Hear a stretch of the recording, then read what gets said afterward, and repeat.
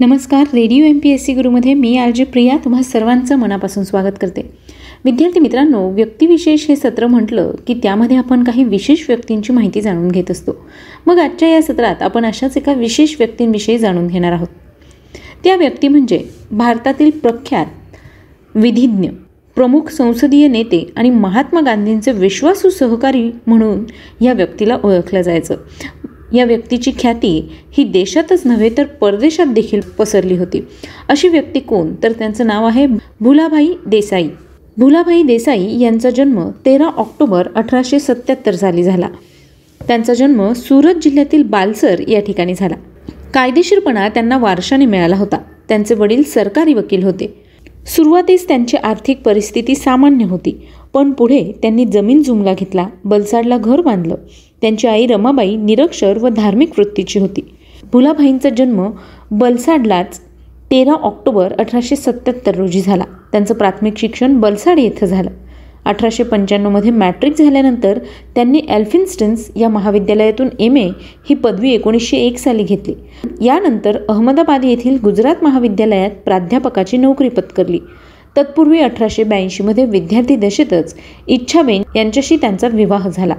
त्यांना धीरूभाई नावाचा एक मुलगा झाला. हे धीरूभाई देसाई काँग्रेसचे निष्ठावान कार्यकर्ते होते व पुढे ते भारताचे स्वित्झर्लंडमध्ये राजदूत म्हणून गेले व त्याच ठिकाणी त्यांचं निधन झालं.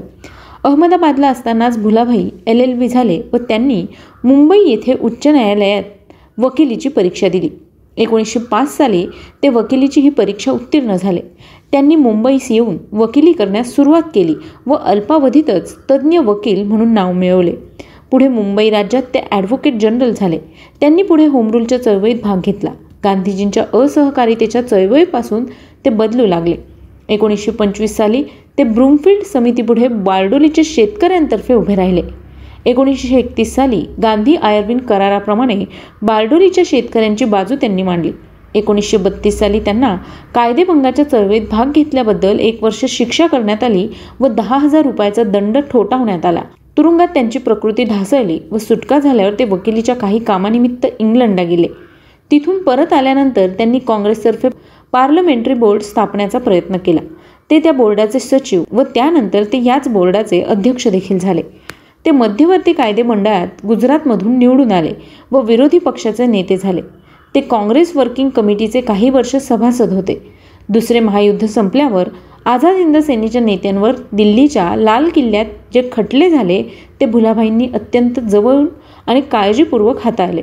त्यात त्यांना पूर्ण यश आले. भुलाभाईंनी लियाकत अलींबरोबर जातीय प्रश्नाबाबत एक करार देखील केला होता. हा देसाई लियाकत करार अंमलात आला नाही. काँग्रेस वर्किंग कमिटीने भुलाभाईंवर गांधीजींचा विचार न घेता हा करार केला असा आरोप देखील ठेवला. पुढे हंगामी म्हणजेच इंटेरिम मंत्रिमंडळात देखील भुलाभाईंचा समावेश केला गेला नाही.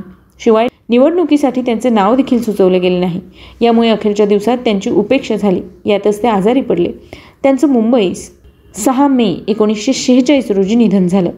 इंग्रजीवरील त्यांचं प्रभुत्व, अस्खलित वक्तव्य आणि वकिलीतील अशिलाची बाजू मांडण्याची हातोटी यामुळे ते अत्यंत लोकप्रिय होते.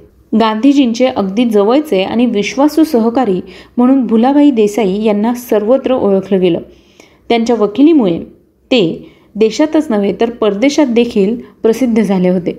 विद्यार्थी मित्रांनो, आज त्यांचा जन्मदिन होता. त्याच निमित्ताने त्यांना विनम्र अभिवादन. त्यांच्याविषयीची ही माहिती आज आपण आपल्या व्यक्तिविशेष या सत्रात जाणून घेतली. ही माहिती तुम्हाला कशी वाटली याविषयीचा फीडबॅक मात्र द्यायला विसरू नका. त्यासाठीच आमचा व्हॉट्सअप क्रमांक आहे 8698 म्हणजेच 8698869880. चला तर मग विद्यार्थी मित्रांनो, मी RJ प्रिया तुम्हा सगळ्यांची रजा घेते. पुन्हा भेटूया उद्याच्या व्यक्तिविशेष या सत्रात आणखी काही विशेष व्यक्तींची माहिती घेऊन. तोपर्यंत काळजी घ्या, सुरक्षित राहा आणि अर्थातच ऐकत राहा तुमचा लाडका रेडिओ म्हणजेच Radio MPSC Guru. Stay tune to Radio MPSC Guru, spreading the knowledge, powered by Spectrum Academy. आता अभ्यास झाला आणखी सोपा रेडिओ MPSC गुरु सोबत.